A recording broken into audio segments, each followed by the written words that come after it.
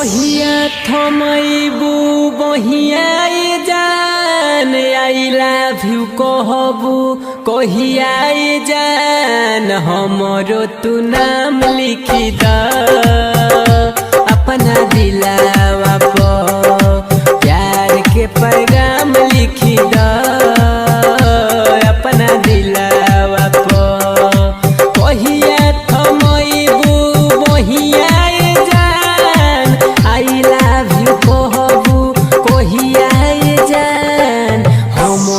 तू नाम लिखी द अपना दिलावा पर प्यार के पैगाम लिखी द अपना दिलावा पर। Mix DJ Rohit हीरावानिया।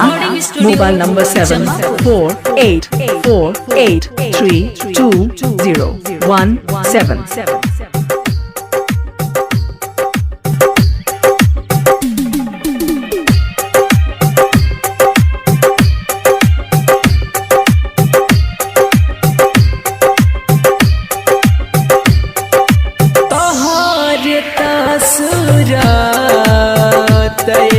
दिल में बसवले बानी खा के कोही कसमवा दिल तो से लगवले बानी हमारा तू नावे हो प्यार सरेआम लिखी द अपना दिलावा पर हमरो तू नाम लिखी द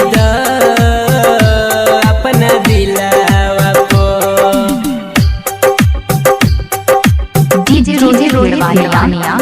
mobile number 7488432017। Mix by Yuvraj recording studio Jamapur.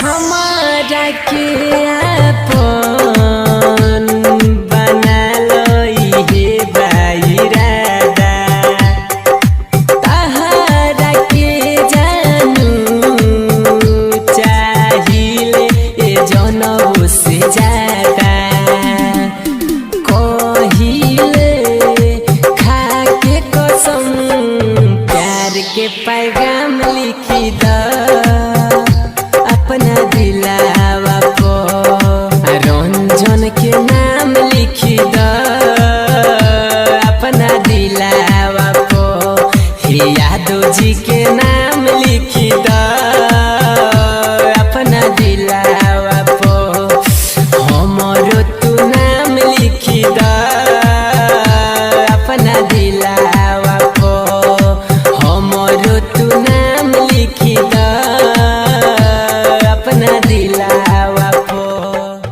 DJ Rohit हीरावानिया।